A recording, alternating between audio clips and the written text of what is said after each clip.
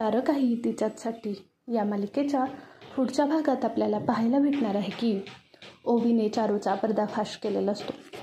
ओवीने सगळ्यांसमोर सत्य आणलेलं असतं आणि डॉक्टरांनी सुद्धा सांगितलेलं असतं की ही मुलगी खोटं बोलत आहे, ती प्रेग्नेंट नाही आहे. चारू वैतागून म्हणते की हो, हे खोटं आहे, हे मी नाटक केलं होतं, मी प्रेग्नेंट नाही आहे आणि हे सगळं मी श्रीनूसोबत लग्न करण्यासाठी केलं. हे ऐकून लाली फारच चिडते आणि लाली बोलायला चालू करते की अगं चारू, तू या थराला पोचलीस, तू माझ्या श्रीनूला लग्न करण्यासाठी एवढा मोठा त्याच्यावर आळ घेतलास. मला आता हे लग्न मान्य नाही, कोणीही काही म्हणलं तरी मी हे लग्न होऊ देणार नाही. सगळेजण तिला ओरडत असतात. मंजू येते आणि चारूच्या कानाखाली वाजवते आणि म्हणते की चारू, तू हे सगळं करशील असं मला स्वप्नात सुद्धा वाटलं नव्हतं. श्रीनूवर आमचा आधीपासूनच विश्वास होता, तरी मला वाटतच होतं की तू एवढी चांगली वागतेस ना, याच्यामागे नक्कीच काहीतरी आहे.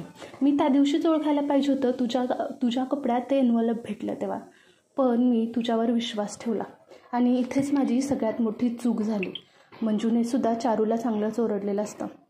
तेव्हा चारूची आई रडायला लागते आणि माफी मागते की माझ्या पोरीनं जे पण केलं त्यासाठी मी माफीही मागू शकत नाही, खरं तर तिने एवढं सगळं केलं आहे. हे ऐकल्यानंतर दादा म्हणतात की तुमचं काहीच चुकलेलं नाही आहे, यात तुमचा काहीच दोष नाही आहे, खरं तर या मुलीला समजायला हवं होतं. तेव्हा लाली म्हणते की दादा मला माफ कर, तुझे संस्कार कधी चुकणारच नाहीत, मी जे पण बोलले त्यासाठी मी तुझी माफी मागते. हे बोलून दादा म्हणतात की लाले, आता त्याचा काहीच उपयोग नाही आहे. हे सगळं चालू असताना श्रीनू म्हणतो की चारू, तू माझ्यासोबत असं केलंस, मी काय वाईट केलेलं गं तुझ्यासोबत, एवढं चांगलं राहिलो वागलो आणि मला तू ब्लॅकमेल करत राहिलीस, हे खोटं नाटक केलंस, तुला माहीत आहे ना माझं ओवीवर किती प्रेम आहे, तरीसुद्धा तू माझ्याशी अशी वागलीस. तेव्हा चारू म्हणते की हो, तुझं ओवीवर प्रेम आहे हेच मला बघवत नव्हतं, मला काही करून तुझ्याशी लग्न करायचं होतं.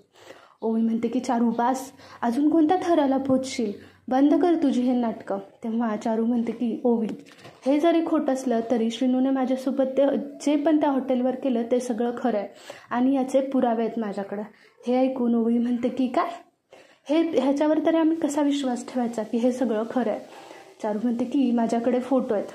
ती फोन काढते आणि फोटो दाखवायला चालू करते. श्रीनू म्हणते अगं चारू बास कर, काय दाखवतेस तू. हे ऐकून चारू म्हणते की का, इथे माझ्या चारित्र्यावर संशय उठतोय ना, मग तुझासुद्धा उठायलाच पाहिजे, तुझ्या संस्कारांवर सुद्धा कोणीतरी बोललंच पाहिजे आणि तूच माझ्यासोबत लॉजवर वाईट केलंस ना, त्याचेच परिणाम आहेत हे ऐकून चारू चांगलीच खडसावत असते. तेवढ्यात ओवीचे वडील त्या हॉटेलवाल्या मालकाला घेऊन पोचतात, त्यांच्यासोबत पोलिसही आणतात. खरं तर त्या ओवीचे वडील त्या लॉजवर पोहोचतात त्यांचा फ्रेंड इन्स्पेक्टरला घेऊन आणि चांगली चौकशी करतात. ते कसून चौकशी करत असताना पहिल्यांदा तर तो मॅनेजर खरं बोलायला तयार नसतो, पण जेव्हा त्याला अटक करण्याची वेळ येते तेव्हा तो बोलतो की हो, हे सगळं खोटं आहे, ह्यांनी आम्हाला पैसे दिले होते आणि त्याच्यासाठी आम्ही हे सगळं केलं. हे ऐकून तो इन्स्पेक्टर बोलतो की बरं ठीक आहे, आम्ही तुला सोडून देतो, पण हे सगळं तू त्यांच्यासमोर बोलायचं. हे ऐकून तो म्हणतो की ठीक आहे साहेब, मी काही करायला तयार आहे, फक्त मला जेलमध्ये नका टाकू, नाहीतर ह्या हॉटेलचं पूर्ण नाव धुळीत जाईल, खूप वर्ष आम्ही ह्या हॉटेलवर मेहनत केली. इन्स्पेक्टर म्हणतो की हो, काय मेहनत केली ते चांगलंच माहिती आहे. असं म्हणून ओवीचे वडील त्या इन्स्पेक्टरला घेऊन मित्रासोबत लग्नाच्या तिथे पोहोचतात आणि चारू जेव्हा अशी बोलते की ते सगळं खरं आहे, तेव्हाच ओवीचे वडील म्हणतात की नाही, हे सगळं साफ खोटं आहे. हे बघितल्यानंतर सगळेजण बघतात तर ओवीचे वडील इन्स्पेक्टरला घेऊन त्या हॉटेल मालकाला घेऊन आलेले असतात. ओवी म्हणते की डॅड, तुम्ही इथे कसे काय. हे ऐकल्यानंतर ते म्हणतात की हो, तू मला सांगितलं होतंस ना त्या हॉटेलवर जाऊन चौकशी करायला, मी केली. तेव्हा माझ्या लक्षात आलं की या सगळा या लोकांचाच गेम आहे. तेव्हा मी याला इकडेच घेऊन आलो आहे, कारण याच्यावर कोणी विश्वास ठेवणार नाही, कारण ह्यांनी फोटो काढून घेतलेत ना, हे प्रूफ करण्यासाठी मी इथे यांना आणले. ओवी एक कानाखाली चारूच्या वाजवते आणि म्हणते की ओवी, आता काय बोलशील तू. चारू म्हणते की तुम्ही हे सगळं का करताय.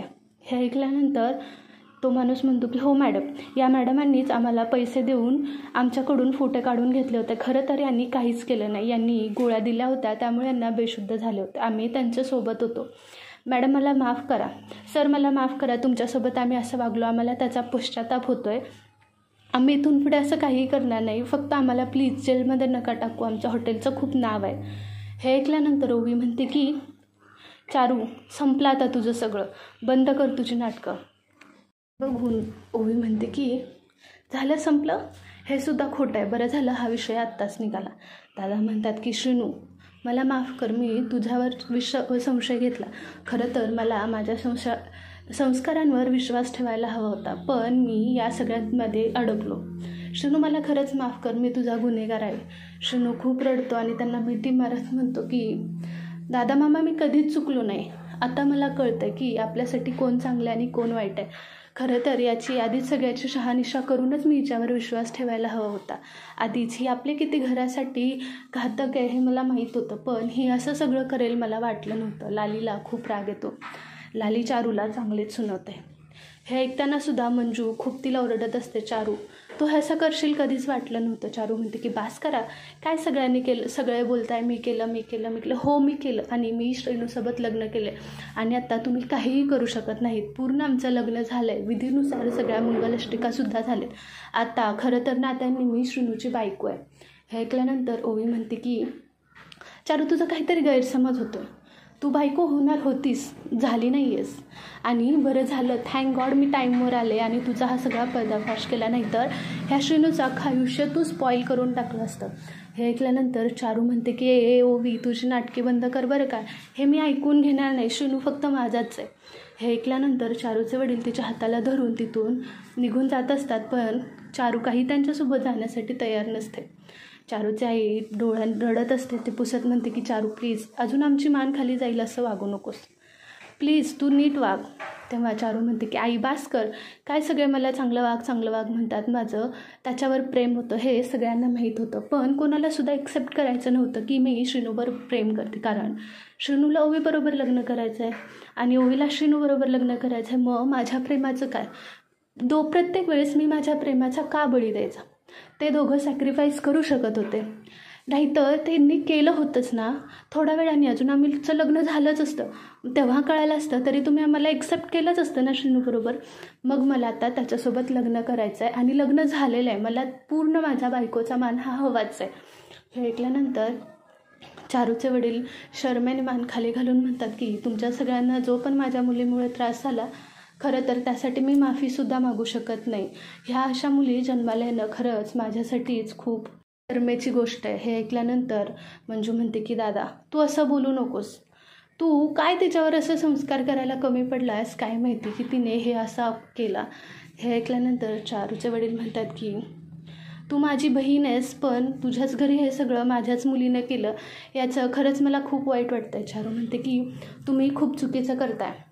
श्रेणू माझा नवरा आहे आणि आता कोणीही हे सत्य बदलू शकत नाही. ओवी तिला सांगते की चारू बंद कर आता तुझी नाटकं, झालं ना सगळं संपलं, आला ना तुझा चेहरा समोर, कळालं ना हे सगळं खोटं आहे आणि हॉटेलवरचं सुद्धा खोटंच आहे, आता तुला काय बोलायचं आहे. तेव्हा चारू विचार करत असते आणि इथेच सारं काही तिच्यासाठीचा भाग संपतो. तुम्हाला आपल्या चॅनलवरचे अपडेट्स आवडत असतील तर लाईक करा, शेअर करा, सबस्क्राईब करायला विसरू नका. थँक्यू.